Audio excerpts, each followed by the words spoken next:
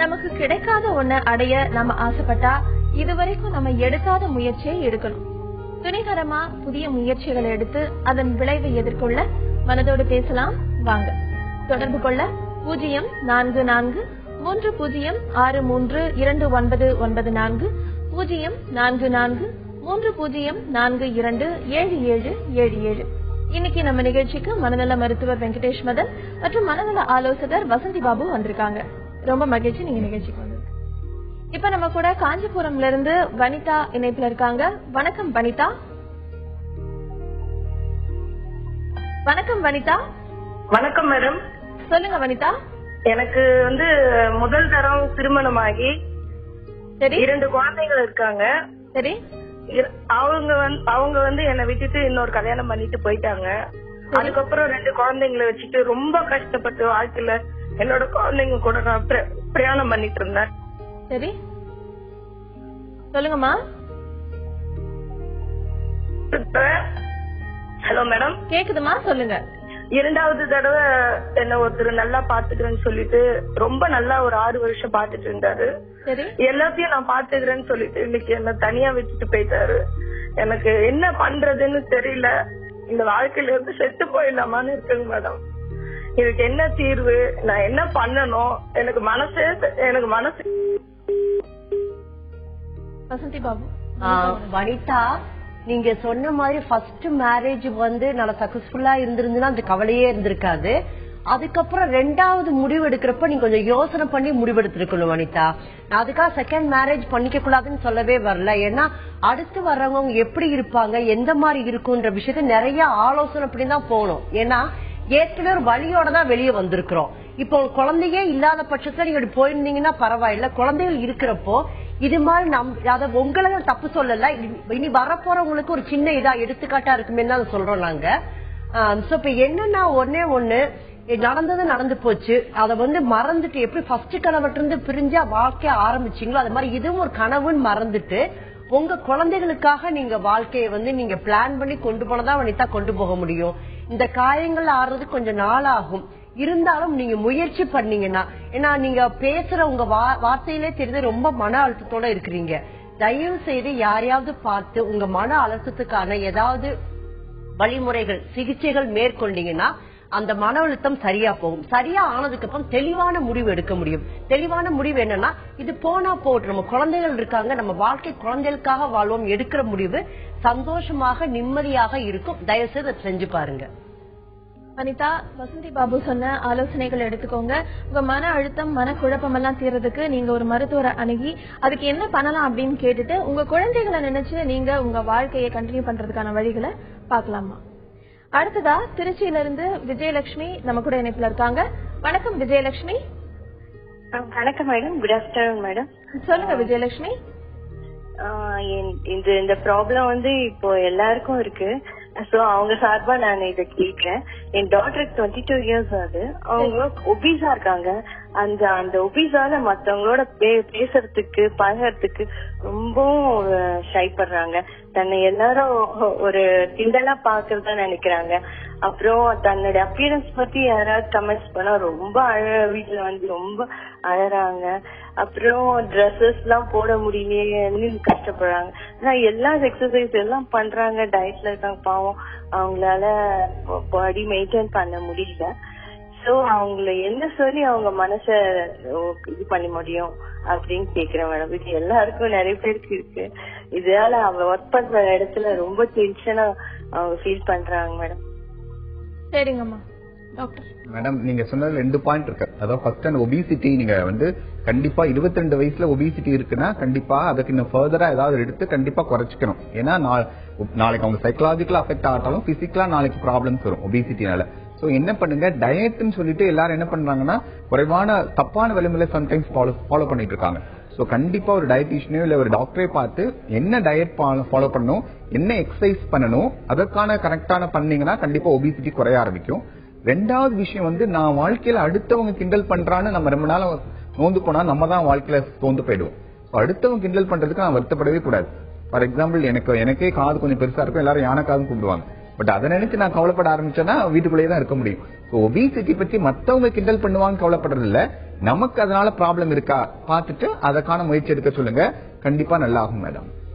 விஜயலட்சுமிமா, obesity குறைக்கிறதுக்கான என்னென்ன பண்ணலாம் அப்படிங்கிற சில விஷயங்களை டாக்டர் சொன்னாரு. அதை நீங்க உங்க மகள் கிட்ட சொல்லுங்க. அது போக அடுத்தவங்க நம்மளை பத்தி நினைக்கிறாங்களே, அடுத்தவங்க நம்மளை பத்தி இப்படி சொல்றாங்களே அப்படிங்கிற நினைப்பு இல்லாம அவங்க வாழ்க்கையை அவங்களுக்காக மட்டுமே வாழணும் அப்படிங்கறதையும் நீங்க சொன்னீங்கன்னா உங்க மகள் இந்த மாதிரியான கவலைகள்ல இருந்து வெளியில வந்துருவாங்க. அடுத்ததா கிருஷ்ணகிரியில இருந்து பானு நம்ம கூட இணைப்புல இருக்காங்க. வணக்கம் பானு. மேடம், எனக்கு 25 வயசு ஆகுதுப்பா. சரி, டெய்லி மேரேஜ் 2 குழந்தைங்க இருக்காங்க, 2 பொண்ணு இருக்காங்க. இப்பதான் செகண்டா 3 months ஆகுது பொண்ணுக்கு. நான் டெய்லி ஏதாச்சும் ஒரு யோசனை இங்க வந்துனே இருக்கு. நானே பேசிக்கிறேன், அது மனசுக்குள்ள அப்படியே அதே நினைப்பாவே இருக்கு. வீட்டுக்காரர் என்ன பண்ணிடுவாரோ, திடீர்னு டெய்லி குடிக்கிறாரு, அவர் எதனா இனிமே இதுக்கப்புறம் எதனா பிரச்சனைங்க நிறைய வந்துருமோ, குழந்தைங்களை எப்படி பார்ப்போம், இதே பயமே டெய்லி. 2 பொண்ணு மதியம் பையன் ஆசைப்பட்டாங்க, பொண்ணே சொல்லிட்டதுனால சரி எப்படி வாழும், வசதி கம்மி எங்களுக்கு, நல்லபடியா இவங்க பாத்துக்கோமா, இதே சிந்தனைங்க டெய்லி. இதே மனசு ரொம்ப எனக்கு ஒரு மாதிரியா இது தலைவலி பயங்கரமா ஆகுது. சரி, அதனாலதான் என்ன பண்றது தெரியல. சொல்லலாம் பதற்றமா இருக்கு. நான் மத்தவங்களை கஷ்டப்படுத்துறத விட நீயே ஃபேஸ் பண்றதுதான் நல்லதுன்ற மாதிரி பேசுறாங்க. அதனால பேசுறது கூட வெளியே போறது இல்ல. சரி, அதேதான். சரிங்க பானு. வசந்தி பானு. அம்மா, இது ஆக்சுவலா குழந்தை பிறக்கிறதுக்கு முன்னாலும் பிறந்ததுக்கு அப்புறமும் நம்மளுக்கு சாதாரணமா பெண்களுக்கு ஒரு டிப்ரெஷன் வருமா, அது ஒரு வகையில உங்களுக்கு வந்திருக்கலாம். இல்லாட்டினா உடல் அளவுல நிறைய மாறுதல் ஏற்படுறதுனால நீங்க வீக்கா இருந்திருக்கலாம். சோ நீங்க 2 வழிமுறைகளை பின்பற்றினா இந்த பிரச்சனைல இருந்து வெளியே வர முடியும். ஒண்ணு, உங்களோட கைனகாலஜிஸ்ட போயிட்டு உங்க ஹெல்த் எப்படி இருக்குது, உங்களோட அந்த சைக்கிள் எல்லாம் எப்படி போகுங்கிறது ஃபர்ஸ்ட் பாருங்க. சோ அத பாத்தீங்கன்னா பாதி சரி பண்ணிடும். 2வது, நீங்க ஏன் அப்படி குடிச்சிட்டு அடிப்பாரோ அது நடக்குமோ அப்படின்னு நினைக்காம பாசிட்டிவ் திங்கிங் சொல்லுவாங்க. குழந்தைகள் நல்லா, ஏன்னா 3 வயது குழந்தைக்கு நீங்க பால் கொடுத்துட்டு இருப்பீங்க, பால் கொடுக்கறப்ப நல்ல எண்ணங்கள் இருக்கணும் மனதுல. நீங்க இது மாதிரி குழப்பத்தலோட கொடுக்கற எண்ணங்கள் எல்லாம் குழந்தைக்கு பாஸ் ஆகும் சொல்லுவாங்க. சரி, எனக்கு கடவுள் பக்தி இருந்தா சாமி கும்பிடுங்க, நல்ல விஷயங்கள் நினைங்க, குழந்தைகளை எப்படி கொண்டு வரணும், எப்படி போகணும், உங்க வாழ்க்கை எப்படி இருக்கும், நல்லவர் நல்லா இருப்பாருன்ற மாதிரி நினைக்க ஆரம்பிச்சா உங்க வாழ்க்கையும் அதே மாதிரி மனம் போல் வாழ்வுன்னு சொல்லுவாங்க. சோ நீங்க அப்படி நினைக்க ஆரம்பிச்சா அதுலயும் பாதி போகும். சோ நீங்க 2ம் ட்ரை பண்ணி பாருங்க. உங்க குழந்தைகளுக்காக, எதிர்கால வாழ்க்கைக்காக, உங்கள் உடல்நலத்துக்காக டாக்டரையும் உங்க மனசையும் ரெடி பண்ணிட்டீங்கன்னா இந்த பிரச்சனையில இருந்து வெளிவந்துடலாம். அதையும் மீறி உங்களுக்கு மன அழுத்தம் இருந்ததுன்னா தெரிஞ்ச யார்ட்டையாவது கேட்டீங்கன்னா ஈஸியா வெளிவரதுக்கான ஒரு சிகிச்சை முறை சொல்லி கொடுப்பாங்கம்மா. பானு, வசந்தி பாபு சொன்ன மாதிரி நீங்க ஒரு மகப்பேறு மருத்துவரை அணுகி உங்க உடல்ல ஏதாவது பிரச்சனை இருக்கா அப்படிங்கறத முதல்ல தெரிஞ்சுக்கோங்க. அது போக உங்க கணவரை பத்தி நீங்க நினைக்கிற இந்த மாதிரி நெகட்டிவான விஷயங்களை மாத்தி பாசிட்டிவா திங்க் பண்ணி முயற்சி பண்ணி பாருங்க. அடுத்ததா காஞ்சிபுரம்ல இருந்து கணேஷ் நம்ம கூட இணைப்புல இருக்காரு. வணக்கம் கணேஷ். ஹலோ, வணக்கம் டாக்டர். சொல்லுங்க கணேஷ். மேடம், எந்த வேலை செஞ்சாலும் எதிர்மறை எண்ணங்கள் ரொம்ப அதிகமா இருக்கு மேடம், பயமா இருக்கு. எவ்வளவு நாளா இந்த மாதிரி இருக்கு கணேஷ்? 5 years இருக்கு மேடம், 5 வருஷமா இருக்கு. சரிங்க டாக்டர். எதிர்மறை எண்ணங்கள் என்ன மாதிரி விஷயங்களுக்கு எதிர்மறை எண்ணங்கள் வருது கணேஷர்? இப்போ ஒரு வேலை செய்யறேன்னா அது ஒழுங்கா செய்யுமா செய்ய மாட்டோமான்ற பயம் அதிகமா இருக்கு மேடம். இந்த 5 வருஷத்துல அத மாதிரி எண்ணத்துல ஏதாவது பண்ணிருக்கீங்களா, தப்பா பண்ணிருக்கீங்களா? தப்பா எதுவும் பண்ணல சார், அந்த பயம் தான் எனக்கு ரொம்ப அதிகமா இருக்கு. கணேஷ், இந்த பாருங்க, இந்த எண்ணம் என்பது முதல்ல நீங்க கண்ட்ரோல் பண்ணணும்னு நினைக்க கூடாது. அதாவது என் எண்ணத்தை எல்லாம் நான் கண்ட்ரோல் பண்ணணும், நான் அதுக்கு மாஸ்டர் ஆகணும் அப்படின்னு நினைக்க ஆரம்பிச்சாலே ரொம்ப கஷ்டம். எண்ணம் என்பது நம்ம உள்ளத்துல ஆட்டோமேட்டிக்கா உருவாகக்கூடியதான். நீங்க ஒரு நாளைக்கு 1000 எண்ணங்கள் உருவாகும். பட் நீங்க இந்த நெகட்டிவ் தாட்ஸ்க்கு ரொம்ப இம்பார்ட்டன்ஸ் கொடுத்தாதான் அது உங்களை பாதிப்பு உண்டாகும். வர எண்ணங்கள் நெகட்டிவ் தாட்ஸ் யூஸ்வலா ஆட்டோமேட்டிக்கா நீங்க கண்டுக்காம விட்டுட்டாலே ஒரு ஸ்டேஜ்ல நீங்க அந்த ஆட்டோமேட்டிக் தாட்ஸ்ல நெகட்டிவ் தாட்ஸ் வெளியே வந்துட முடியும். ஏன்னா உங்களுக்கு கண்டிப்பா அதனால பாதிப்புக்கு ஏதாவது இருந்துச்சுன்னா இந்த 5 வருஷத்துல கண்டிப்பா ஏதாவது பண்ணிருப்பீங்க, நெகட்டிவா உங்களுக்கு சக்சஸ்ஃபுல்லா இருக்க முடியாது.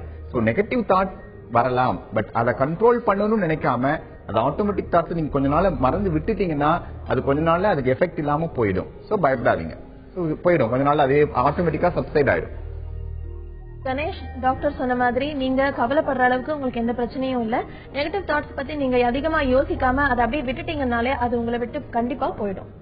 அடுத்ததா ஈரோட்ல இருந்து கீதா நம்ம கூட இணைப்புல இருக்காங்க. வணக்கம் கீதா. வணக்கங்க, நாங்க கீதாங்க. என் பொண்ணு 6th standard படிக்கிறாங்க. சரி. அவ வீட்ல எல்லாம் நல்லா படிச்சுதான் எழுதி காமிச்சுட்டு தான் போறா. ஆனா ஸ்கூல்ல போய் எதுவுமே ஃபுல்ஃபில்லா செய்ய மாட்டேங்கிறா. 50க்கு பாத்தீங்கன்னா ஒரு 22, 25 அந்த மாதிரிதான் வாங்குறாங்க. ஆனா எல்லாமே படிச்சு காமிச்சிட்டு தான் போறா. இதனால என்ன ஏன் இப்படி இருக்கான்னு எனக்கு தெரியல. அதனாலதான் கேட்கலான்னு போன் பண்ணுங்க. சரிங்க கீதா. கீதா, உங்க பொண்ணு படிச்சு காமிக்கிறாங்கிறது படிக்கிறான்னு சொல்றீங்க. ஆனா எவ்வளவு கான்சென்ட்ரேட் பண்ணி படிக்கிறா. அதாவது சும்மா படிச்சு ஒப்பிக்கிறது வேற, மனதளவுல உள் வாங்கி படிக்கிறது வேற. ஏன்னா அது அது கொஞ்ச நேரம் தான் இருக்கும் கீதா. ஏன்னா மனப்பாடம் பண்ணி ஒப்பிச்சோம்னா கொஞ்ச நேரம் தான் இருக்கும். உள் வாங்கி படிக்கிறது 4 மணி நேரமா 1 மணி நேரமாக இருந்தாலும் உள்வாங்கி படிச்சா அது நல்லா மனசுல பதியும். சோ நீங்க அதுக்கு தகுந்தமான ஒரு சூழ்நிலை உங்களால சொல்லி கொடுக்க முடியும்னா, அமைதியான சூழ்நிலையில உங்க குழந்தைக்கு எந்த பாடத்துல வீக்கா இருக்காங்களோ அதை நீங்க சொல்லி கொடுக்க பாருங்க. ஒருவேளை உங்களால பொறுமையாக அமைதியாக சொல்லி கொடுக்க முடியலன்னா, அது தெரிஞ்ச வாத்தியா யாரோ டீச்சர்ஸ் இருப்பாங்கல்ல, அவங்க டியூஷன் சொல்ல வேணாம், ஒரு ஹெல்ப் கேட்டுக்கலாம். நீங்க கேட்டு படிக்க வைக்கலாம். படிக்க வச்சு ரெண்டாவது உங்க பொண்ணு உட்காந்து பேசி பாருங்க. நீங்க கிளாஸ்ல போய் டீச்சரை பாருங்க, அவ கிளாஸ்ல எப்படி இருக்கிறா, அவளோட பேப்பர்ஸ் யூஸ்வலா முந்திலாம் பேரண்ட்ஸ் டீச்சர் மீட்டிங் இருக்கும், குழந்தை எழுதுற பேப்பர் எல்லாம் பார்த்து செக் பண்ண கொடுப்பாங்க. அந்த மாதிரி ஏற்பாடு உங்க ஸ்கூல்ல இருந்ததுன்னா அந்த பொண்ணு எப்படி பிரசன்ட் பண்ணிருக்கிறா, அதுல என்ன தவறு இருக்குதுன்னு பார்த்து நீங்க அதுக்காக ஒரு சின்ன ரிசர்ச் பண்ணி குழந்தைய உட்காந்து இப்பயே கொண்டு வந்தீங்கன்னா நிச்சயமா திருந்தக்கான சான்சஸ் நிறைய இருக்கு. உங்க குழந்தை இல்ல நிறைய குழந்தைகள் இப்படித்தான் படிக்கிறேன் புக்கை திறந்து வச்சுட்டு அத மனப்பாடம் பண்ணி ஒப்பிச்சுட்டு போயிடுறாங்க. உள்வாங்கி 1/2 மணி நேரம் படித்தாலும் அந்த குழந்தை அழகா கொண்டு பிரசன்ட் பண்ண முடியும். அதுக்கான வழிமுறைகளை பின்பற்றுனா உங்க பொண்ணு நிச்சயமா நல்லா எக்ஸாம்ல நல்லா எழுதி நல்ல மார்க் வாங்குவாங்க.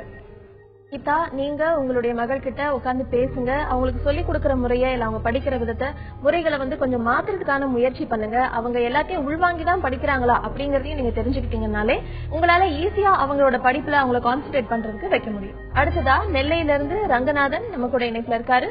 வணக்கம் ரங்கநாதன். வணக்கம் மேடம். ஹலோ, சொல்லுங்க ரங்கநாதன். எனக்கு வெளியூர் எங்கே போக பயமா இருக்கு. கொஞ்சம் சத்தமா பேச முடியுமா? வெளியூர் எங்கே போக எனக்கு பயமா இருக்கு. சரி. அப்புறம் தூக்கம் வர மாதிரி. எவ்வளவு நாளா இந்த மாதிரி இருக்குங்க உங்களுக்கு? ஒரு 8 வருஷமா இருக்கு. இதுக்காக நீங்க டாக்டரை பாத்தீங்களா ரங்கநாதன்? நான் பாத்துட்டேன், மாத்திரை மருந்து சாப்பிட்டேன், கொஞ்சம் சரியாவது மறுபடியும் சரியாகும். சரி டாக்டர். வெளியூர் போறதுக்கு மட்டும் தான் பயமா இருக்கா, மித்த டிராவல் பண்றதுக்கே பயமா இருக்கா? டிராவல் பண்றதுக்கே பயமா என்னங்க? வெளியூர் போறதுக்கு தான் பயமா. மத்த வெளியில எல்லாம் நீங்க வெளியெல்லாம் போறீங்க, அதுக்கெல்லாம் பயம் இல்ல? அதுக்கெல்லாம் இல்ல. வெளியூர் பயம் வந்தா என்ன பண்றீங்க? பஸ்ல போறதுக்கு பயம் வந்தா என்ன பண்றீங்க? அப்படி ஒரு படபடப்பா இருக்கு. Okay okay. அதாவது தூக்கம், ஏதாவது நீங்க சொல்றது ஒரு மேபி ஒரு ஸ்பெசிபிக்கா ஒரு பயம் பஸ்ல டிராவல் பண்றதுக்கு, சில பேர் வெளியூர் போறதுக்கு மட்டும் ஸ்பெசிபிக்கா பயம் இருக்கும். சோ முதல்ல 2 விஷயம் சொல்றீங்க. ஒண்ணு தூக்கம் இல்லைன்னு சொல்றீங்க. தூக்கத்துக்கு முதல்ல சில விஷயங்கள் நீங்க மாத்திரை சாப்பிட்டு இருக்கலாம். இந்த அடிஷன் டு மாத்திரை சில விஷயங்கள் கண்டிப்பா ஃபாலோ பண்ணணும். அதாவது 7 மணி 8 மணிக்கு மேல நீங்க பீடி சிகரெட் எதுவும் குடிச்சிருந்தா அது குடிக்க கூடாது. தேவையில்லாத காஃபி டீ ஒரு 7 8 மணிக்கு மேல குடிக்க கூடாது. 2 தடவைக்கு மேல காஃபி டீ குடிக்காதீங்க. அதை குறிப்பிட்ட டைம்ல போய் படுங்க. ஒரு 9 மணிக்குன்னா 9 மணிக்கு போய் படுத்துட்டு ஒரு 6 மணிக்கு எந்திக்கணும், 6 மணிக்கு எந்திக்கணும். அதே மாதிரி எப்போதுமே நம்ம தூக்கம் வருதுன்னு போய் படுக்க கூடாது. அதாவது தூங்கணுமே படுக்காம நல்ல தூக்கம் வந்த பிறகு போய் படுங்க. டிவிஸ் பாக்கறத 7 மணிக்கு மேல குறைச்சுக்கோங்க. கொஞ்சம் ரிலாக்ஸா இருக்கிற மியூசிக் அத மாதிரி ஏதாவது கேளுங்க. பழைய புக்குகள், கதை புக்ஸ் அத மாதிரி ஏதாவது படிங்க. இத மாதிரி படிச்சீங்கன்னா தூக்கம் கொஞ்ச நாள் வரும். சுகர் எதுவும் இல்லைன்னா பழம் பால்லாம் சாப்பிட்டுக்கலாம். இதெல்லாம் தூக்கத்தை இன்டியூஸ் பண்ணும். காலையில கொஞ்சம் எக்ஸசைஸ் மாதிரி பண்ணுங்க, வாக்கிங் போங்க. காலையில 6 மணிக்கு வாக்கிங் போறது ரொம்ப நல்லது. சூரிய ஒளி காலையில 6 மணிக்கு பட்டதுன்னா நைட் தூக்கம் நல்லா இன்டியூஸ் பண்ணும். சோ இதெல்லாம் நீங்க தூக்கத்துக்கு பண்ணுங்க. நீங்க படபடப்பா பஸ்ல இருக்குன்னா முதல்ல இனிஷியலா கொஞ்ச நாள் டேப்லெட் போட்டுட்டு பஸ்ல போனீங்க போது அந்த படபடப்பு இருக்காது. கொஞ்ச நாள் அந்த அசோசியேஷன் மறைஞ்சிரும். உங்களுக்கு பயம், நீங்க பஸ்ல போனாலே படபடப்பு வரும்போது அந்த டேப்லெட் போட்டீங்கன்னா அந்த பயம் குறைய ஆரம்பிச்சுன்னா கொஞ்ச நாள் நீங்க தனியா பஸ்ல போக ஆரம்பிக்கலாம். முதல்ல கொஞ்ச நாளைக்கு கொஞ்சம் டேப்லெட் போட்டு டிராவல் பண்ணுங்க. கொஞ்சம் கொஞ்சமா டேப்லெட்டை வீண் பண்ணிட்டு நீங்க தனியா போக உங்களால முடியும். ரங்கநாதன், டாக்டர் சில எளிய பயிற்சிகளை சொன்னாரு. அது எல்லாத்தையும் நீங்க முயற்சி பண்ணி பாருங்க. அது போக நீங்க மாத்திரைகளும் எடுத்துக்கிறதா சொன்னீங்க. இதுவும் அதுவும் சேர்ந்து பண்ணும்போது நிச்சயமா டிராவல் பண்ணும்போது இருக்கிற அந்த பயம் உங்களை விட்டு போயிடும். அடுத்ததா நெல்லையில இருந்து ஸ்ரீதர் நம்ம கூட இணைப்புல இருக்காரு. வணக்கம் ஸ்ரீதர். மேம், சேலத்துல ஸ்ரீதர். சொல்லுங்க ஸ்ரீதர். மேம், நான் பிஏ செகண்ட் இயர் படிச்சுட்டு இருக்கேன். சரி. லாஸ்ட் இயர் அப்பா ஒரு டெத். நான் டிப்ளமோ முடிச்சு 2 வருஷம் ஆகுது. சரி. 2 வருஷத்துக்கு முன்னாடி நான் ஜாபுக்கு போயிட்டு தான் அப்புறமே அப்பா டெத் ஆயிட்டாரு. நான் காலேஜ் ஜாயின் பண்ணா அப்பா டெத் ஆக்சிடென்ட்ல. சரி. காய் கடை வச்சிருக்கோம். இப்ப அம்மா 4 சிஸ்டர் 3 பேர் இருக்கிறோம். சரி. ரெகுலரா கடைக்கு ஏர்லி மார்னிங் 3 மணிக்கு எந்திரிச்சு போய் கடையை போட்டு கடையை வச்சுட்டு அப்புறமேட்டு 9 மணிக்கு வந்து காலேஜ் போவோம். சரி. அதுக்கப்புறம் படிக்கணும் இன்ட்ரெஸ்ட் இருக்கு. ஆனா கிளாஸ்ல உட்காந்து எனக்கு மைண்ட்லாம் வெளியே தான் இருக்கேன். அவங்க கிளாஸ்ல உட்காந்து ஒரு டைம் புக் எழுதிட்டு வெளியே வந்துடலாமான்னு தோணுது. ஒரு மாதிரியா இருக்கே இருக்கும். என்ன பண்றதுன்னு தெரியல. ஒரு மென்டல் மாதிரி இருக்கு. திங்கிங் எனக்கு ஒன்னும் புரியல. என்ன பண்றேன்னு ஒண்ணு. அதான் மேம். சரிங்க ஸ்ரீதர். வசந்தி பாபு. ஸ்ரீதர், இது ஆக்சுவலா இந்த வழி ரொம்ப கவலையான ஒரு இழப்பு, ரொம்ப கஷ்டமான விஷயம். அத மீறி வர்றது, அத தாண்டி வர்றது கொஞ்சம் லேட் ஆகும். ஆனாலும் நீங்க உங்களோட தங்கை உங்க தாயை பாத்துக்க வேண்டிய சூழ்நிலை இருக்கிறதுனால நீங்க தைரியமா இருக்கணும். முதல்ல அந்த செல்ஃப் கான்பிடன்ஸ் இருந்தாதான் உங்களால இந்த வழியை தாண்டி வெளியே வர முடியும். ஏன்னா அந்த பொறுப்பு உங்களுக்கு இருக்குது. நீங்க குடும்பத்தை பார்க்க வேண்டிய பொறுப்பு உங்கள்கிட்ட இருக்குது. நீங்க சொன்னீங்க கடையும் பாத்துக்கணும் படிக்கவும் சேர்ந்து 2 விஷயமே ரெண்டையுமே ஒழுங்கா கான்சன்ட்ரேட் பண்ண முடியாம போயிடும். அதனால நீங்க என்ன பண்ணலாம்னா படிச்சு முடிச்சீங்கன்னா இன்னும் நல்ல வேலைக்கு போகலாம். அது வரைக்கும் உங்க கடையை பாத்துக்கிறதுக்கு நம்பிக்கையான மனிதர் யாராவது கிடைச்சாங்கன்னா அவங்கள உட்கார வச்சு நீங்க எக்ஸாம் முடிகிற வரைக்கும் அந்த வேலையை நீங்க படிக்கிறது மட்டும் பார்த்துட்டு கடையை கவனிக்கிறதுக்கு வேற யாரு அது மாதிரி ஆளை வச்சீங்கன்னா படிப்புலயும் கான்சென்ட்ரேட் பண்ண முடியும். ஈவினிங் காலேஜ் முடிச்சுட்டு வந்ததுக்கு அப்புறம் கடையை பார்க்கலாம். அது மாதிரி உங்களோட படிப்பு இன்னொருத்தர் படிச்சு எழுத முடியாது. சோ நீங்க 2ஐயும் பிரித்து பாருங்க. வேலையையும் படிப்பையும் ஒன்னா சேர்க்க வேண்டாம். ஸ்ரீதர், ஏற்கனவே மன அழுத்தத்துல வேற இருக்கிறீங்க. அதனால முடிந்த வரைக்கும் ஒரு நல்ல மனிதரை பார்த்து கடை வேலையை ஒப்படைச்சிட்டு நீங்க ஃபுல் அண்ட் ஃபுல் படிப்புல கான்சன்ட்ரேட் பண்ணீங்கன்னா நிச்சயமா உங்களுக்கு ஒரு மாதம் 2 மாதத்துல இது கொஞ்சம் கொஞ்சமா அந்த வழி மறக்க ஆரம்பிச்சு படிப்புல போக ஆரம்பிக்கும். ஏன்னா உங்களை நம்பி ஒரு குடும்பம் இருக்குன்னு அந்த இலக்க நீங்க ஒரு பிக்ஸ் பண்ணிக்கோங்க. நான் கட்டாயம் படிச்சு எக்ஸாம் எழுதணும்னு அந்த ஒரு கோல் பிக்ஸ் பண்ணீங்கன்னா நிச்சயம் உங்களால ஓட முடியும். அந்த முடிச்சதுக்கு அப்புறம் நல்ல வேலை கிடைச்சதுன்னா அப்புறம் இதை பத்தி கவலைப்படவே தேவையில்லை. So be confident and do it. கட்டாயம் உங்களால பண்ண முடியும். ஸ்ரீதர், இழப்பு அப்படிங்கறது ரொம்பவே கஷ்டமான ஒரு விஷயம் தான். ஆனா இப்போ அப்பாவோட இடத்துல நீங்க இருக்கீங்க, உங்க குடும்பத்தை பாத்துக்கணும். அப்படிங்கிறப்போ நீங்க படிப்புல அதிக கான்சென்ட்ரேட் பண்ணி இந்த கவலைகள் எல்லாம் முடிஞ்ச அளவுக்கு நீங்களே கண்ட்ரோல் பண்ணி இதெல்லாம் பண்ணினீங்கன்னாலே நிச்சயமா உங்களால இதுல இருந்து வெளிவர முடியும். படிச்சு முடிச்சு நல்ல வேலையும் உங்களுக்கு கிடைக்கும். அடுத்ததா திருச்சியில இருந்து ராஜேஷ் நம்ம கூட இணைப்புல இருக்காரு. வணக்கம் ராஜேஷ். மேடம். மேடம் சொல்லுங்க ராஜேஷ். மேடம், குழந்தைக்கு 1 வயசு ஆகுது. பாத்தீங்கன்னா இந்த கை சக்கர பழக்கத்துல ரொம்ப அடிக்ட் ஆயிருக்கா. ஒண்ணுமே செய்ய முடியல. நாங்களும் சில நேரத்துல யோசிக்கும் போது ரொம்ப கஷ்டமா இருக்கு. என்னென்னவோ செஞ்சு பாக்கணும், பிசிக்கலா ஒன்னும் முயற்சி பண்ணி முடியல. இதுக்கு மென்டலா வேற ஏதாச்சும் செய்ய முடியுமா அப்படின்னு சொல்லிட்டு டாக்டர் கேட்கலாம்னு சொல்லிட்டு போன் பண்ண. சரிங்க ராஜேஷ். ராஜேஷ் சார், 1 வயசு தானே ஆகுது. 1 வயசு தான். ஏன் இவ்வளவு டென்ஷன் ஆறீங்க? முதல்ல இந்த கை சக்கர அவனுக்கு அந்த உதடு பாத்தீங்கன்னா இப்படி கீழே இறங்கிட்டு வருது. அதனால சரி ஒரு பல்லு எத்து பல்லா ஆயிடுமா அதுல இந்த பாருங்க. முதல்ல இந்த பயம் மாற்றா கை சப்புறதுக்கும் மற்ற விஷயத்துக்கும் முதல்ல பயப்படாதீங்க. இந்த காடை பல் முன்னாடி வந்துடும், உதடு கீழே இறங்கிடும், அந்த மாதிரி முதல்ல பிரச்சனைகள் முதல்ல மறந்துருங்க. முதல்ல கை சப்புற என்பது சில சமயம் குழந்தைங்களுக்கு சாதாரணமான விஷயம். அது நம்ம ஒரு 2 இயர்ஸ் வரைக்கும் சாதாரண விஷயம். அது ஆட்டோமேட்டிக்காமே போயிடும். நீங்க என்ன பண்ணுங்கன்னா, நீங்க சொன்ன மாதிரி குழந்தையோட அதிகமா டைம் ஸ்பெண்ட் பண்ணுங்க. சைக்கலாஜிக்கலா அதிக டைம் ஸ்பெண்ட் பண்ணுங்க. குழந்தை தனிமை இருக்கிறத கொஞ்சம் குறைச்சிங்கன்னா கண்டிப்பா கொஞ்சம் கை சப்புற பழக்கம் குறையும். பட் நீங்க இவ்வளவு டென்ஷன் ஆக 1 வயசுல இவ்வளவு டென்ஷன் ஆக வேண்டிய அவசியமே இல்ல. 2 வயசுல ஆட்டோமேட்டிக்கா போயிடும். நீங்க யோசிக்க வேண்டியது ஆஃப்டர் 2 இயர்ஸ் மேல கை சப்புற பழக்கம் இருந்தா தனிமையை கொஞ்சம் அவாய்ட் பண்ணுங்க. எப்போதும் என்கேஜா வச்சுக்கோங்க. இதெல்லாம் 2 வயசுக்கு அப்புறம் எப்போதும் என்கேஜா வச்சுக்கோங்க. அவங்களுக்கு கொஞ்சம் சப்போர்ட்டிவா இருங்க, நல்ல பேசுங்க, அரவணைப்பா இருங்க. இந்த மாதிரி செஞ்சாலே ஆட்டோமேட்டிக்கா கை சப்புற பழக்கம் போயிடும். அதையும் தாண்டி இருந்ததுன்னா சில பீடியாட்ரிக் காமிச்சீங்கன்னா அவங்க சில ட்ரீட்மெண்ட் சொல்லுவாங்க, அதை ஃபாலோ பண்ணிக்கலாம். ராஜேஷ், டாக்டர் சொன்ன மாதிரி உங்க குழந்தைக்கு இப்போ 1 வயசு தான் ஆகுறதுனால இதை பத்தி நீங்க ரொம்ப கவலைப்பட வேண்டிய அவசியம் இல்ல. 2 வயசுக்கு மேல இந்த மாதிரி இருந்ததுனா வேணா நீங்க ஒரு மருத்துவரை அணுகலாம். அடுத்ததா நெய்வேலியில இருந்து செந்தில் நம்ம கூட இணைப்புல இருக்காரு. வணக்கம் செந்தில். வணக்கம் மேடம். சொல்லுங்க செந்தில். மேடம், எனக்கு அடிக்கடி நான் இறக்குற போல இறந்துருவேன், சீக்கிரமா இறந்துருவேன் அப்படிங்கிற மாதிரி ஒரு எண்ணம் வந்துகிட்டே இருக்கு. உங்களுக்கு என்ன வயசு ஆகுது செந்தில்? 26 வயசு ஆகுது. சரிங்க, எதனால உங்களுக்கு இந்த மாதிரி எவ்வளவு நாட்களா இந்த மாதிரி வந்து? எனக்கு தெரிஞ்சு ஒரு நான் 12th ஸ்டாண்டர்ட் படிக்க வருது. இப்ப கொஞ்சம் அதிகமாவே இருக்கு. யாராவது ஒரு டெத்தை பாத்துனா நமக்கும் இப்படிதான் சீக்கிரமா செத்துருவோம் அந்த மாதிரி ஒரு எண்ணம் வருது. அந்த நேரத்துல எனக்கு ஒரு மாதிரி எந்த பத்தி யோசிக்காம தனியா போயிட்டு தோணுது. சரி, இப்ப எங்க அப்பா இறந்ததுக்கு அப்புறம் இன்னும் வேற எனக்கு அதிகமா இருக்கு. நம்மளுக்கு தான் சாக போறோமோ, செத்துட்டு அதுக்கப்புறம் என்ன ஆகும், தேவையில்லாத அதிகப்படியான கற்பனையா எனக்கு தோணுது.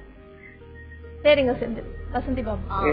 செந்தில், எப்படி இறப்பு இயற்கை அது மாதிரி பிறப்பும் இயற்கை தான், அது உங்களுக்கு நல்லாவே தெரியும் செந்தில். ஏன்னா உங்க ஏஜும் நல்லா நீங்க விவரமான மனிதர். சோ இது இயற்கையான விஷயங்களை இயற்கையா பார்க்க கத்துக்கோங்க. ரெண்டாவது, நீங்க உங்களுக்கு திருமணம் ஆயிடுச்சா உங்களுக்கு? இல்ல மேடம். சோ உங்களுக்கு ஒரு பிடிப்பு இல்லாம தனிமையில இருக்கிறீங்கன்னு நினைக்கிறேன் செந்தில் உங்களுக்கு. ஏன்னா உங்களுக்குன்னு ஏதாவது ஒரு வேலை போயிட்டு வந்துருவீங்க, தனியா இருக்கீங்க. உங்களுக்கு மனைவி குழந்தைகள் வரப்போதான் உங்களுக்கு வாழ்க்கையில பிடிப்பு வரும், வாழன்ற ஆசை வரும். நீங்க தனியா இருக்கனால இந்த மாதிரி எண்ணங்கள், தனிமையை தவிருங்க. உங்களுக்கு ஏதாவது ஆக்டிவிட்டி பண்ணிட்டே இருங்க.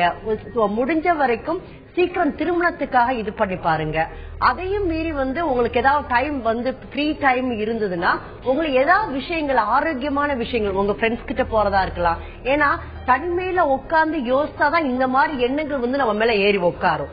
அதை ஏற விடாம தடுக்கணும்னா உங்களுக்கு பிடித்தமான விஷயங்கள்ல நீங்க போய் ஒரு ஃப்ரெண்ட்ஸோட சினிமா பாக்குறதோ, இல்ல கோயிலுக்கு போறதோ, இல்ல ஏதாவது ஃப்ரெண்ட்ஸோட சும்மா ரவுண்ட் அடிச்சுட்டு வர்றதோ, இது மாதிரி உங்களை நீங்க ஆக்குபை பண்ணிக்கோங்க.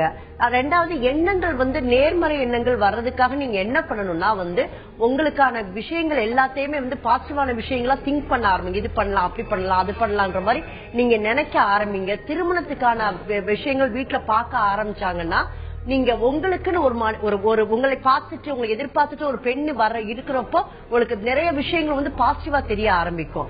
அந்த மாதிரி விஷயம் வந்தாலே உங்களுக்கு இந்த மாதிரி எண்ணங்கள்லாம் மறைஞ்சிரும், நீங்க நல்லா இருக்கலாம். செந்தில், நீங்க உங்களுக்கு பிடித்தமான விஷயங்கள்ல உங்களை ஈடுபடுத்திக்கோங்க. தனிமை கூட உங்களுக்கு இந்த மாதிரி தோன்றதுக்கான ஒரு காரணமா இருக்கலாம் அப்படின்னு வசந்தி பாபு சொல்லியிருக்காங்க. அவங்க சொன்ன விஷயங்களால எடுத்து அதுக்கான முயற்சிகளை பண்ணி பாருங்க. இந்த எண்ணம் உங்களை விட்டு போறதுக்கான வாய்ப்பு இருக்கு. டாக்டர், இப்போ நிறைய பேர் இந்த மாதிரி சொல்றாங்க, வேற எங்கேயாவது பார்த்தா எனக்கும் அந்த மாதிரி தோணுது, நானும் அப்படி ஆயிடுவனும் அப்படின்னு தோணுது. டெத்துன்னு இல்ல, எந்த ஒரு விஷயமா இருந்தாலுமே பாசிட்டிவா எடுத்துக்கிறத விட நெகட்டிவ் அதிகமா எடுத்துக்கிறாங்க. அதுக்கு எதனால அந்த மாதிரி? அதாவது இந்த மாதிரி எண்ணங்கள், ஃபார் எக்ஸாம்பிள் இப்போ ஒரு ஆக்சிடென்ட் நடக்கு, எனக்கு ஒரு ஆக்சிடென்ட் ஆயிடுமோ, நான் இப்படி ஆயிடுவனும் அப்படின்னு நினைக்கிறது எல்லாத்துக்கும் வரும். உலகத்துல எல்லாருக்கும் இந்த பேருக்கு வரலாம். இதை வெறும் இங்கிலீஷ்ல அப்சஷன் சொல்றோம். இது ப்ராப்ளம் இல்ல. பட் சில பர்சன்ஸ் இவ்வளவு மாதிரி இருக்கிறவங்க, கொஞ்சம் ஆன்சைட்டியா இருக்கிறவங்க என்ன பண்ணுவாங்கன்னா, இந்த தாட்டுக்கு ரொம்ப இம்பார்ட்டன்ஸ் கொடுத்து, அந்த தாட் நம்ம அப்படி செத்து போயிட்டா நம்ம என்ன ஆகும், அடுத்து என்ன ஆகும் அப்படின்னு சப்சீக்வெண்டா அதுக்கு பின்னாடி உள்ளதை நினைக்க ஆரம்பிப்பாங்க. சோ இது அப்சசிவ் நாங்க சொல்றோம், இல்ல அப்சசிவ் கம்பல்சிவ் டிசார்டர்னு சொல்றோம். சோ இது என்ன ஆகும்னா, இவங்க அதுக்கு எண்ணத்துக்கு மேல அந்த எண்ணத்தையே சுழற்சி கொண்டே இருக்கிறது. ஒரு எண்ணத்தை வச்சுட்டு அதே எண்ணத்தை சுழண்டு கொண்டே இருக்கிறதுனால இந்த ப்ராப்ளம் இருக்கலாம். மேபி அவங்க சின்ன வயசுல இருந்தே ரொம்ப, அவர் இவரெல்லாம் சொன்னது 5ஆம் கிளாஸ்ல இருந்தே இது இருக்குன்னு சொன்னா. சோ சின்ன வயசுல இருந்தே சில சமயம் வீட்டோட வளர்ப்புல ரொம்ப ஆன்சியஸா வளர்த்துருப்பாங்க. அம்மா ரொம்ப அங்க போயிடாத, இப்படி போயிடாத, இங்க நிக்காத, அங்க போனா ஆக்சிடென்ட் ஆயிடும். சோ இந்த மாதிரி நெகட்டிவ் தாட்ஸ்லயே வளர்ந்துருக்கும் போது இந்த மாதிரி எண்ணங்கள் வர சான்சஸ் இருக்கு. இதை தவிர கெமிக்கலா சில சமயம் இம்பேலன்ஸ், செரோட்டோனின் ஒரு கெமிக்கல் இம்பேலன்ஸ்னால இந்த மாதிரி அப்சஷன்ஸ் வர காரணமா இருக்கலாம். சோ இவங்களால கண்ட்ரோல் பண்ண முடியலன்னா தாட்டை இவங்க கண்டிப்பா ஒரு டாக்டரை பாத்துக்கலாம். அப்படி இல்லாத பட்சத்தை சம்டைம்ஸ் ஆட்டோமேட்டிக்கலாவே நீங்க பிசிக்கலா என்கேஜா இருக்கும்போது, சத்தமா பேசும்போது, இல்ல யார் கூட ஸ்பெண்ட் பண்ணிருக்கும் போது தாக்கனுடைய எண்ணங்கள் குறையாகும். ரெண்டாவது, அவாய்டன்ஸ் பண்ணக்கூடாது. இவங்க என்ன பண்ணுவாங்கன்னா, அதுக்காக டெத் வீட்டுக்கே போகாம இருப்பாங்க. அந்த இதை பண்ணாம இருக்கணும். கண்டிப்பா அவாய்டன்ஸ் பண்ண அடுத்த தடவை நம்ம போனா கண்டிப்பா அதோட கூட வரும். சோ அவாய்ட் பண்ணாம எக்ஸ்போஷர் ஆக இந்த எண்ணங்கள் குறைய ஆரம்பிக்கும். அடுத்ததா கோவையில இருந்து ஜெயந்தி நம்ம கூட இணைப்புல இருக்காங்க. வணக்கம் ஜெயந்தி. ஹலோ, வணக்கம் மேடம். சொல்லுங்க ஜெயந்தி. ஹலோ மேடம், ஆக்சுவலி என் ஃபாதரை பத்தி கேட்கணுங்க. ஹலோ. சொல்லுங்க ஜெயந்தி, கொஞ்சம் சத்தமா பேசுங்கம்மா. ஹலோ, என் ஃபாதரை பத்தி கேட்கணும் மேடம். ஹலோ. கேக்குது ஜெயந்தி, சொல்லுங்க. அவர் 65 இயர்ஸ் ஆச்சுங்க. சரி. ஹலோ. அது அவர் பாத்தீங்கன்னா ரொம்ப இதா இருக்காரு மேடம். அதாவது எப்படின்னா, அதர் பர்சன்ஸ் சொல்றதுதான் ரொம்ப இதா ஃபேஸ் பண்றாரு. அவரோட குழந்தைகளை அவ்வளவு இதா நினைக்கிறது இல்ல, ரொம்ப இதா நினைக்கிறாரு, லோவா. ஹலோ. சொல்லுங்க, கேக்குது ஜெயந்தி, நீங்க சொல்லுங்கம்மா. அது அதனால அவருக்கு எப்படின்னா, வெளியே ஒருத்தங்க சொல்றது அவங்க எல்லாம் தான் பெரியவங்க, அவங்க எல்லாம் தான் இது, நம்ம ஒரு நம்மளோட குழந்தைகளை ஒரு இதாவே பண்ண மாட்டேங்கிறாரு. ஒரு டிஸ்டன்ஸ்லயே ஒரு ஈகோ மாதிரி வச்சுக்கிறாரு. ஹலோ.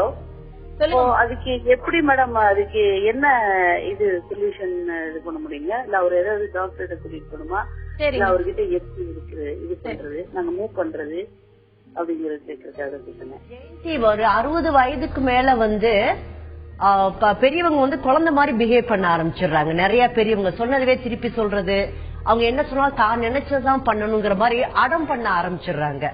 சோ நீங்க உங்க சொன்ன அப்பா எப்படின்னு தெரியல, பட் அவங்க கிட்ட வந்து கொஞ்சம் பொறுமை, நமக்கு எப்படி நம்ம குழந்தைகிட்ட பொறுமையா இருக்கிறோமோ, பொறுமையா வந்து சொல்லி சொல்லி புரிய வைக்கிறோமோ அந்த மாதிரி புரிய வைக்கணும். ரெண்டாவது அவங்க வேலைக்கு போயிட்டே இருந்துட்டு வேலைக்கு போகவும் வீட்டுல இருக்கவும் தான் யாருக்கும் தேவையில்லை, அவங்க ஈகோ வந்து ஸ்பாயில் பண்ண, நம்ம தேவையில்லை, நம்ம இல்லாம எல்லாம் நடக்கும், நம்மள கேட்டு எதுவும் பண்றது இல்ல, அந்த மாதிரி எண்ணங்கள் இருக்கிறதுனால அவங்களுக்கு இது மாதிரி மத்தவங்க சொல்ற பேச்செல்லாம் கேட்டுட்டு நம்மள திட்டுறது, நம்ம குழந்தைகளை திட்டுறது, இது மாதிரி பண்ண ஆரம்பிப்பாங்க.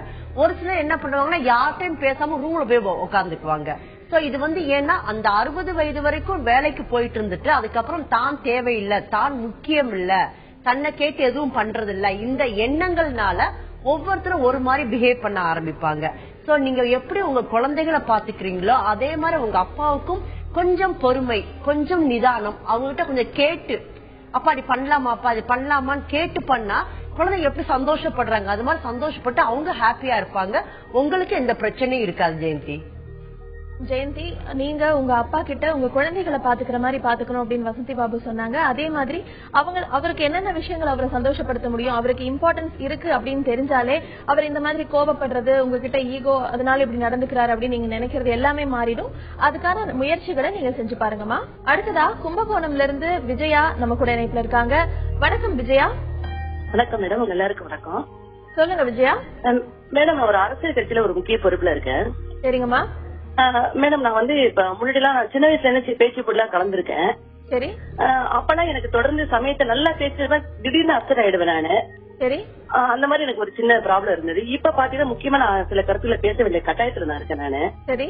ஆனா பாத்தீங்கன்னா எனக்கு வந்து பேச நிறைய பாயிண்ட்ஸ் எடுத்துட்டு போறேன். ஆனா போறப்ப நான் டக்குன்னு 2-3 பேச்சோட பேசிட்டு உடனே திரும்பி வந்துடுறேன். எனக்கு இந்த அப்செட் இருந்துகிட்டே இருக்குது.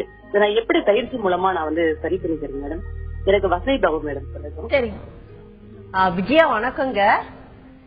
ஏன்னா நீங்க பேசுறதுலயே தெரியுது நீங்க தெளிவானவங்க, உங்க பாயிண்ட்ஸ் எல்லாம் அழகா எடுத்து பேசுவீங்கன்னு தெரியுது. ஆனா நான் சமீபத்துல இது மாதிரி ஒரு பேச்சாளர்கிட்ட வந்து நான் கத்துட்ட ஒரு விஷயத்த உங்களை ஷேர் பண்ணிக்கலாம்னு நினைக்கிறேன். அவங்க என்ன பண்ணிருக்காங்கன்னா பேச போற விஷயத்துல வந்து முதல் 4 பக்கத்துல எழுதியிருக்கிறாங்க. எழுதுனதுக்கு அப்புறம் அதை வந்து ஒரு பக்கத்துக்கு எழுதிட்டு அதுக்கப்புறம் சின்ன கை குறிப்பாக ஒவ்வொரு ஹிண்டா எடுத்து வச்சிருக்காங்க விஜயா. சோ அப்படி எடுத்து வைக்கிறப்போ அவங்களால போய் மேடையில போய் பேசுறப்ப ஒரு வார்த்தைக்கு ஒரு பெரிய ஒரு சென்டென்ஸ் இருக்குது. அது மாதிரி நீங்க சின்ன ஒரு ஹிண்ட் எடுத்து நீங்க பேச போறதுக்கு முத நாள் வந்து எழுதி பார்த்து, சும்மா மனசுல சொல்லாம எழுதி பாத்தீங்கன்னா மனசுல பதியும். 4 பக்கமா இருக்கிறது ஒரு பக்கமாகி அந்த ஒரு பக்கமா இருக்க சின்ன கை குறிப்புல சிங்கிள் பாயிண்டா எடுத்து வச்சுட்டீங்கன்னா அந்த பாயிண்ட பார்த்த உடனே உங்களுக்கு அந்த half a page வந்து ஞாபகம் வந்துடும். இந்த பயிற்சி வந்து நிறைய பேருக்கு வந்து நிறைய வந்து ஹெல்ப்ஃபுல்லா இருக்குது. இதை நீங்க ட்ரை பண்ணி பாருங்க விஜயா, நிச்சயமா வந்து உங்களால நல்லா பேச முடியும். ஏமா நீங்க தடை இல்லாம பேசுறதுக்கு என்னென்ன பண்ணலாம் அப்படிங்கறதுக்கு சில வழிமுறைகளை வசந்தி பாபு சொன்னாங்க. அது எல்லாத்தையுமே நீங்க முயற்சி பண்ணி பார்க்கலாம். அடுத்ததா திருவாரூர்ல இருந்து விஜி நம்ம கூட இணைப்புல இருக்காங்க. வணக்கம் விஜி. ஹலோ மேம், நான் சார் கிட்ட பேசுறாங்க, டாக்டர் கிட்ட பேசலாமா? சொல்லுங்க. எனக்கு 6th ஸ்டாண்டர்ட் படிக்கிற ஒரு பையன் இருக்கா மேம். ஹலோ சொல்லுங்க விஜய், கேக்குது. 6th ஸ்டாண்டர்ட் படிக்கிற பையன் இருக்கான். காலையில எழுந்துக்க சொன்னா எழுந்துக்க மாட்டேறாங்க, எந்த வேலையும் செய்யவே மாட்டேறாங்க. நானே கூட இருந்து எல்லாமே செய்ய வேண்டியதா இருக்கு. சில சமயம் கோவத்துல அடிச்சிடுறேன், திட்டிடுறேன். படிக்க சொன்னா நான் பக்கத்துல உட்கார்ந்தாதான் படிக்கிறான். அவனா தனியா இண்டிவிஜுவலா படிக்க மாட்டேங்கிறான்.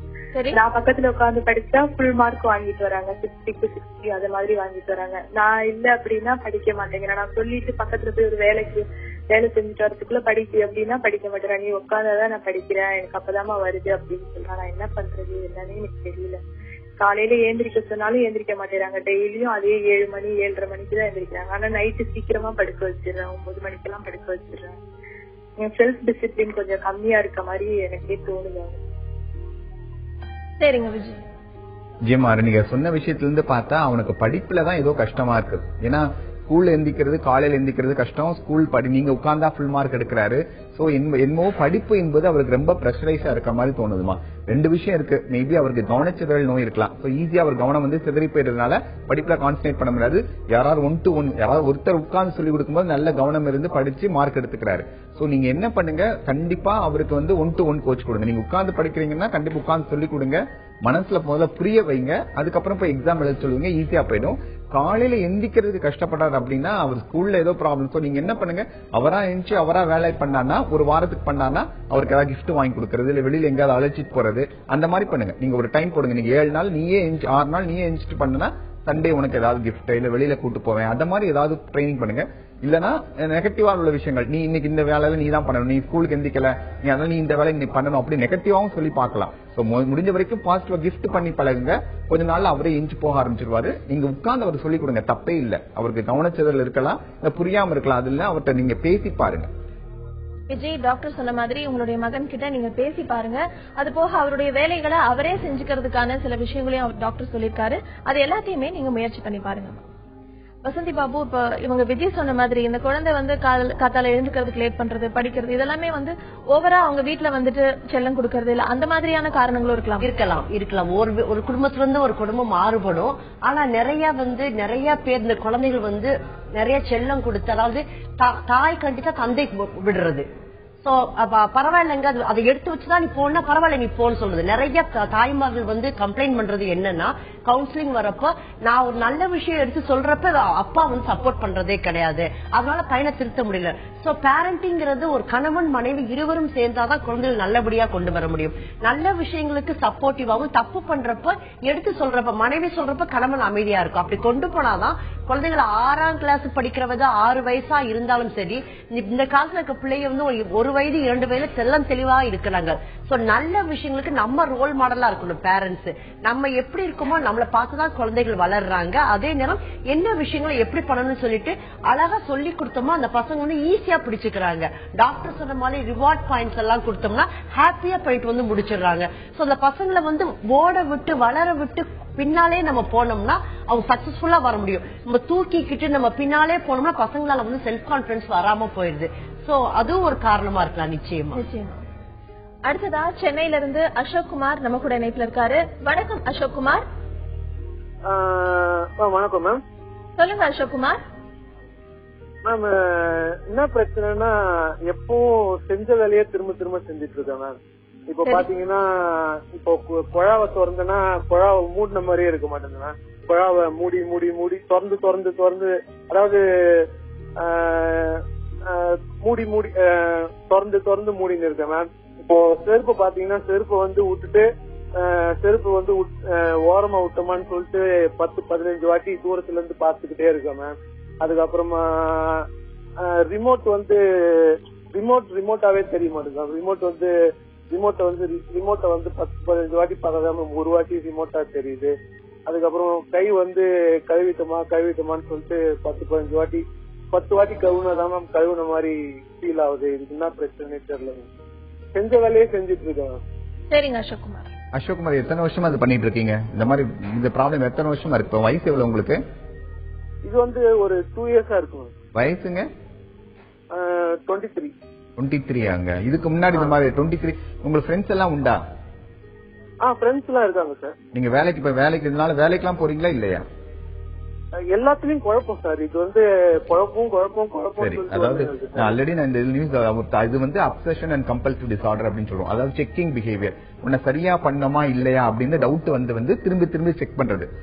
சில பேர் வந்து நம்ம கேஸ் ஸ்டவ் போட்டோமா, வீட்டை தாப்பால் போட்டோமான்னு கூட செக் பண்ணிட்டே இருப்பாங்க. 10 தடவை பண்ண பிறகுதான் அவங்களுக்கு ஒரு திருப்தி வரும். சோ இது வந்து அப்சசிவ் கம்பல்சிவ் டிசார்டர். உங்களுக்கு இதனால பாதிப்புகள் ரொம்ப வர ஆரம்பிச்சுன்னா கண்டிப்பா ஒரு சைக்காட்ரிக் டாக்டர் பார்த்து மாத்திரை சாப்பிடுங்க கொஞ்ச நாளைக்கு. அதுக்கப்புறம் தான் கண்ட்ரோல் பண்ண முடியும். நீங்க இப்ப நினைச்சோன்னா கண்ட்ரோல் பண்ண முடியாது. சோ நீங்க கன்சல்ட் இமீடியட்டா ஒரு சைக்காட்ரிஸ்ட பார்த்துட்டு மாத்திரை சாப்பிட ஆரம்பிங்க. கொஞ்சம் கொஞ்சமா இந்த செக்கிங் பிஹேவியர் குறைய ஆரம்பிக்கும். சில வழிமுறைகள் அவங்க சொல்லுவாங்க, மாத்திரையோட பிளஸ் வழிமுறைகளும் சொல்லி தருவாங்க. அதை ஃபாலோ பண்ணீங்கன்னா நீங்க அதுல இருந்து கொஞ்சம் வெளியில வர முடியும். அசோக் குமார், டாக்டர் சொன்ன மாதிரி இப்ப உங்களுக்கு இருக்கிற இந்த பிரச்சனைக்கு நீங்க ஒரு மருத்துவர் அணுகுனீங்கன்னா இதுக்கான ட்ரீட்மெண்ட்டையும் மருந்து மாத்திரைகளை அவங்க கொடுப்பாங்க. இந்த பிரச்சனை கொஞ்சம் கொஞ்சமா உங்களை விட்டு விலகிடும். அடுத்ததா விழுப்புரம்ல இருந்து சகாயமேரி நம்ம கூட இணைப்புல இருக்காங்க. வணக்கம் சகாயமேரி. வணக்கம் மேடம். சொல்லுங்கம்மா. மேடம், எனக்கு வந்துட்டு தூக்கத்துல பாதியில வந்து எழுப்பினப்ப வந்து சாப்பாட்டுக்கு லேட்டா வராது எங்க வீட்டுக்காரர் எப்போது. சரி. அப்போ வந்துட்டு எழுப்பிட்டாருன்னு சொன்னா தூக்கத்துல இருந்து எழுந்திரிச்சா திரும்ப தூங்கும்போது தூக்கம் வர மாட்டேங்குது. அப்படி சப்போஸ் தூங்கினா கூட ஒரு மாதிரி மண்டையெல்லாம் பிச்சுக்கிற மாதிரி இருக்குது. சில டைம்ல எந்திரிச்சு வெளியே வந்துடுறாங்க, ரிலாக்ஸா இருந்துக்கணும் அப்படின்னு சொல்லிட்டு ஒரு 1/2 hour அப்புறம் தான் வந்து அந்த ஒரு ரிலீஃப் ஆகுது. இப்ப சமீபத்துல வந்துட்டு நைட்டு ஒரு 10:30 மணிக்கு பஸ் ஸ்டாண்ட் போயிட்டு வரான்னு சொல்லிட்டு எங்க வீட்டுல கூட்டிட்டு போனாரு. சரி எழுப்புனா இது மாதிரி ஆகுதுன்னு சொல்லிட்டு கூட்டிட்டு சாவி எடுத்துன்னு போயிட்டாரு. திரும்ப அவரை வர லேட் ஆகுதுன்னு சொல்லிட்டு நான் எதிர்பார்த்துன்னு இருக்கும்போது எனக்கு ஒரு மாதிரி உடம்பு ஃபுல்லா வேர்த்துச்சு, கை காலெல்லாம் லெப்ட் சைடு வந்து குறைய ஆரம்பிச்சிருச்சு. ஒரு மாதிரி பயமா ஆன மாதிரி ஆயிடுச்சு. அது ஏன் அந்த மாதிரி சில டைம்ல அந்த மாதிரி ஆயிடுச்சு, எதனாலன்னு தெரியல. சரிங்க வசந்தி பாபு. சகாய் மேரி ஆக்சுவலா வந்து தூக்கத்துல பாதி வந்து டிஸ்டர்ப் ஆனா வந்து எல்லாருக்குமே வந்து அடுத்து தூக்கம் வராம வெளியே உலாத்துறது, அரை மணி நேரம் கழிச்சு தூக்குறது, தலைவலி வர்றது, அதெல்லாம் இயல்பான விஷயம். ஆனா கணவன் வந்து உங்கள்கிட்ட சொல்லிட்டு கதவை பூட்டிட்டு போனதுக்கு அப்புறம் உங்களுக்கு ஒரு ஆங்ஸைட்டி இருக்குது, வேர்த்து வருங்கப்போ நீங்க நிச்சயமா வந்து உங்களோட வழிமுறைகள் வந்து சில மாற்ற வேண்டியதா இருக்குன்னு நினைக்கிறேன். என்னன்னா எய்தர் வந்து உங்களோட ஹெல்த் செக்அப் பண்ணணும். இப்ப டாக்டரை போய் நீங்க கட்டாயம் பார்க்கணும். அப்படி இல்லாட்டினா உங்களுக்கு ஏதாவது உங்களோட யோகா மெடிடேஷன் ஏதாவது பண்ணீங்கன்னா வந்து இந்த ஆங்ஸைட்டி வந்து வராம இருக்கும். சோ 2 வகையிலும் ட்ரை பண்ணி பாருங்க. சரியா? அப்படி பண்ணீங்கன்னா நிச்சயமா வந்து உங்களுக்கு இந்த பதட்டமும் இல்லாம இருக்கும். கணவர் வந்து வெளியே போயிருக்காரு வந்துருவாருன்ற விஷயமும் சரியாகும். அதே நேரம் நீங்க சொல்றீங்க நைட்டு சாப்பாடு வர்றதுக்கு ரொம்ப லேட் ஆகுது, சாப்பாடு எடுத்து கொடுக்கறப்ப டிஸ்டர்ப் ஆகுதுன்னு சொல்றீங்க. நீங்க என்ன பண்ணல, ஆஃப்டர்நூன் வந்து கொஞ்ச நேரம் தூங்கிட்டு கணவன் வர வரைக்கும் விழிச்சிருக்கலாம். வந்தப்ப 2 பேரும் சாப்பிட்டுட்டு படுக்கலாம். அப்படி இருக்கப்ப நிறைய விஷயங்கள் ஷேர் பண்ணிக்கவும் முடியும். நீங்க ஹாப்பியாவும் டிஸ்டர்ப் ஆகாம உங்க தூக்கம் அதுக்கப்புறம் கன்டினியூ பண்ணவும் முடியும். இது மாதிரி வழிமுறைகளை லைஃப் ஸ்டைல மாத்தி பாருங்க, சக்சஸ் ஆகிறதுக்கு சான்சஸ் இருக்குது. அப்படி இல்லைன்னா ஒரு மருத்துவத்தை காமிச்சு அது என்ன வேணும்னு பார்த்து கேட்டு தெரிஞ்சுக்கலாம் நம்ம. ஹாய் மேரி. வசந்தி பாபு சொன்ன மாதிரி நீங்க யோகா மெடிடேஷன் இந்த மாதிரியான விஷயங்களை செஞ்சு முயற்சி பண்ணி பாருங்க. அது இல்லாம சில விஷயங்களையும் அவங்க சொன்னாங்க, அதையும் நீங்க முயற்சி பண்ணி பார்க்கலாம். திருச்சியில இருந்து சித்ரா நம்ம கூட இணைப்புல இருக்காங்க. வணக்கம் சித்ரா. மேடம் வணக்கம் மேடம். சொல்லுங்க சித்ரா. மேடம் 6 மாசத்துக்கு முன்னாடி உடம்பு சரியில்லாம வந்துச்சு. என்ன ஆச்சுமா? 6 மாசத்துக்கு முன்னாடி தைராய்டு பிரச்சனை. தைராய்டு. சரி. அதுல இருந்து டென்ஷன், படவெடுப்பு, பயம் அந்த மாதிரி இருக்கு மேடம். நானும் ஒரு நாள் எந்திரிக்கிறேன், நீ ஸ்ட்ராங்கா இருக்குன்னு எதுக்கு பயப்படக்கூடாது அப்படின்னு நினைச்சேன். ஆனா திடீர்னு அந்த மாதிரி வந்துருது. சரிங்க. அதான் என்ன பிரச்சனை? சரிங்க சித்ரா. சித்ராமா, இந்த பயம் வருது எவ்வளவு நேரம் இருக்கு உங்களுக்கு? தொடர்ந்து இருக்கா, விட்டு விட்டு வருதாமா? இல்ல சார், காலைல நல்லா இருக்கு, அப்ப திடீர்னு வந்துடும், அப்புறம் ரிலாக்ஸ் ஆயிரும். அப்படி அதாமா வந்தா ஒரு எவ்வளவு நேரம் இருக்கும்? ஒரு 5 நிமிஷம் 10 நிமிஷம் இருக்குமா? ஒவ்வொரு நாளைக்கு காலைல ஆரம்பிச்சா மதியானம் வரை அந்த பழம் இருக்கும், அப்புறம் ரிலாக்ஸ் ஆயிருவேன். இப்ப தைராய்டு மாத்திரை சாப்பிட்டு இருக்கீங்களா? ஆமா, எடுத்துக்கிட்டு இருக்கேன் சார். காலையில 15 கிலோ 50 இருந்து 65 கிலோ இருக்கேன். 15 கிலோ எக்ஸ்ட்ரா ஆகும். ஏறிட்டீங்க. ஓகே. தைராய்டுல சம்டைம்ஸ் வந்து வெயிட் போடுமா? உங்களுக்கு தைராய்டு ப்ராப்ளம் இருக்கும்போது வெயிட் போட ஆரம்பிக்கும். சோ நீங்க வாக்கிங் போய்க்கோங்க. காலையில வெறும் வயிற்றுல இருந்து அந்த மாத்திரை சாப்பிடுறீங்க இல்லையா? ஆமா ஆமா, வெறும் வயிற்றுல சாப்பிட்டு ஒரு 1/2 மணி நேரம் இருந்து 40 நிமிஷம் எதுவும் சாப்பிடக்கூடாது. அதுக்கப்புறம் தான் காஃபி டீயே குடிக்கணும். அது பண்ணுங்க. இந்த தைராய்டு இருக்கணும்னே 2 விஷயம் இருக்கு. தைராய்டுல இந்த படபடப்பு சம்டைம்ஸ் வருமா? இனிஷியலா இருக்கும்போது தைராய்டு ஹார்மோன்ஸ் நம்ம உடம்புல சரியில்லைன்னா சம்டைம்ஸ் இந்த படபடப்பு, ரெஸ்ட்லெஸ்னஸ் வரும். நீங்க கொஞ்ச நாள் தைராய்டு மாத்திரை சாப்பிட்டா சரியா போயிடும். சில பேருக்கு இல்லைன்னா தைராய்டு நீங்க கண்டுபிடிச்சோன்னே மனசுல பயந்துருப்பீங்க. ஐயோ பெரிய தைராய்டு, ஏதோ பெரிய நோய் வந்துட்டேன்னு பயந்துருப்பீங்க. அந்த நோய் அந்த மாதிரி என்ன வருது, நமக்கு ஏதோ ஆக போகுது, அந்த குழந்தை 3 பசங்க இருக்காங்க, அந்த ஃபீலிங் நிறைய இருக்கு. அதுதான் அந்த தைராய்டு வந்து நோய் கண்டுபிடிச்சோன்னா பெரிய நோய் கண்டுபிடிச்ச. தைராய்டு நோய் எல்லாருக்கும் இருக்கக்கூடிய காமனான நோய்மா.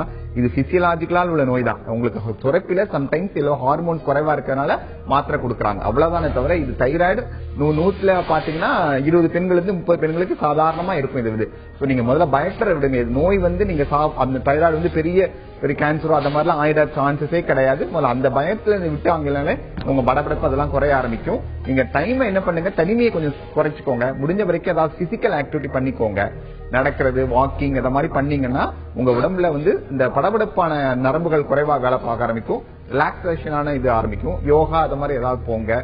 ஃப்ரெண்ட்ஸ் வீட்டோட பேசுங்க. டைமை வந்து தனிமை இல்லாம ஸ்பெண்ட் பண்றதுக்கான டைமை ரொம்ப வேலைகள் அந்த பிசிக்கல் ஆக்டிவிட்டி ரொம்ப பண்ணி பாருங்க. இந்த படபடப்பு குறைய ஆரம்பிக்குமா? சித்ராமா, உங்களுக்கு இருக்கிற இந்த தைராய்டு பிரச்சனை ரொம்ப வந்து ஒரு பயமான ஒரு விஷயம் அப்படின்னு எடுத்துக்காம அதுக்கு நீங்க மாத்திரைகள் எடுத்துக்கிறதுனால அது வந்து உங்களுக்கு கரெக்ட் ஆயிடும், அது சரியாயிடும் நினைங்க. அது போக உங்களுக்கு பிடித்தமான விஷயங்களையும் நீங்க உங்களை ஈடுபடுத்திக்கலாம். அடுத்ததா சென்னையில இருந்து பிரீத்தி நம்ம கூட இணைப்புல இருக்காங்க. வணக்கம் பிரீத்தி. ஹாய், வணக்கம். சொல்லுங்க பிரீத்தி. ஆக்சுவலி என்னோட பையனுக்கு வந்து 2.5 years ஆகுது. சரி. ஆனா அவங்களுக்கு வந்து என்னன்னா ஃபுட் இன்டேக் வந்து ப்ராப்பரா இல்ல. லைக் சாப்பிட்டா டிஃபன் 3 times a day வந்து ஃபுல்லா வந்து வெறும் டிஃபன் அந்த மாதிரியே சாப்பிடுறாங்க. பிளஸ் ஃப்ரூட்ஸ் வெஜிடபிள்ஸ் எதுவுமே எடுத்துக்கிறது இல்ல. சோ இதனால இப்போ இன்கேஸ் ரைஸ் எடுக்கிறதுனால அவங்களுக்கு ஏதாவது டிஃபிஷியன்சி அது மாதிரி ஏதாவது ஆகுமா, இல்ல அது மாதிரி ஏதாவது தெரிஞ்சுக்கணும்னு கன்ஃபார்ம் பண்ணுவோம். ஆக்சுவலா வந்து 2.5 வயசுங்கிறப்ப நம்ம நிறைய சப்ஸ்டியூட் நிறைய இப்ப இருக்கே பிரீத்தி. ஒரு எக்கு குடுக்கலாம். நீங்க அது பர்டிகுலரா இதான் சாப்பிடணும்னு நினைக்காது. நிறைய பேரண்ட்ஸ் வந்து நிறைய அம்மாக்கள் நினைக்கிறது நான் இதெல்லாம் சமைச்சு வச்சே குழந்தை சாப்பிட மாட்டேங்குதுன்னு. அப்படி நினைக்கவே நினைக்காங்க. சப்ஸ்டியூட் நிறைய விஷயங்கள் இருக்கு. பால் குடுக்கலாம், இல்ல எக்கு வந்து ஹாஃப் பாயில்டு எக்கு குடுக்கலாம், ஒரு கேரட்டை வேக வச்சு மசிச்சு குடுக்கலாம், உருளைக்கிழங்க வேக வச்சு மசிச்சு குடுக்கலாம், ஜூசஸ் குடுக்கலாம். சோ நிறைய விஷயங்கள் இருக்கு. உங்க டாக்டர்கிட்ட உங்க டாக்டர் போய் காட்டாலே அவங்க சொல்லுவாங்க இந்த மாதிரி விஷயங்கள்லாம் குடுக்கலாம்னு சொல்லிட்டு. ஒண்ணு மட்டும் வந்து உங்க பீடியாட்ரிஷியன் செக் பண்ணுங்க, அவனோட வயதுக்கு அவனோட எடை சரியா இருக்குதா, ஆக்டிவா இருக்காரான்னு பாருங்க. மற்றபடி சாப்பாடு வந்து சாப்பிடங்கிறத பத்தி நினைக்கவே நினைக்காதீங்க. அப்படி நினைச்சீங்கன்னா குழந்தைக்கும் கஷ்டம், நீங்களும் டென்ஷன் ஆயிடுவீங்க, ஐயோ சாப்பிட மாட்டீங்கன்னு. அதை தவிர்த்துட்டு அவனுக்கு என்ன பிடிக்குது, இன்னைக்கு கீரை சாதம் சாப்பிட்டான்னா நாளைக்கு சாப்பிடல பரவாயில்ல விட்டுருங்க, அன்னைக்கு ஒரு ஜூஸ கொடுங்க. ஒரு நாள் பால் குடிச்சா பாலை வச்சுட்டோம்னா அன்னைக்கு இளநீ கொடுங்க. சோ இது மாதிரி நிறைய விஷயங்கள் இருக்கு. குழந்தையோட வெயிட் அந்த பிள்ளையோட ஹெல்த் மட்டும் செக் பண்ணுங்க. அது ஓகேவா இருந்தா டென்ஷன் ஆகாதீங்க. குழந்தைங்க வளர வளர வந்து விருப்பமானதை வாய் விட்டு கேட்டே வாங்க ஆரம்பிச்சிருவாங்க. அப்போ இந்த டென்ஷன் வந்து ஈஸியா போயிடும். பிரீத்தி பிள்ளைய ஹாப்பியா விடுங்க, நீங்களும் ஹாப்பியா இருங்க. பிரீத்தி, வசந்தி பாபு சொன்ன மாதிரி நீங்க ஒரு பீடியாட்ரிஷியனை பார்த்து உங்களோட குழந்தையோட வெயிட் அதெல்லாம் மட்டும் செக் பண்ணிட்டு மத்த விஷயங்களை அவங்க சொன்னதை நீங்க எடுத்துக்கோங்க. சாப்பிடல அப்படின்னு கவலைப்படாம மாத்தி மாத்தி வேற வேற ஃபுட்டு கொடுத்தீங்கன்னா நிச்சயமா உங்களுடைய குழந்தை சாப்பிடுவாங்க. நம்ம நிகழ்ச்சிக்கு வந்து நேயர்களோட கேள்விகளுக்கு ஆலோசனை வழங்குனீங்க. நன்றி டாக்டர் வெங்கடேஷ் மதன். நன்றி வசந்தி பாபு. சில மோசமான நாட்களை கடந்து வரவங்களுக்கு தான் சாதாரண நாட்களோட அருமை தெரியும். வாழும் நாட்களோட அருமையை புரிஞ்சுக்க தொடர்ந்து மனதோடு பேசலாம். மீண்டும் சந்திக்கும் வரை உங்களிடமிருந்து விடைபெறுவது அன்புடன் ரேவதி.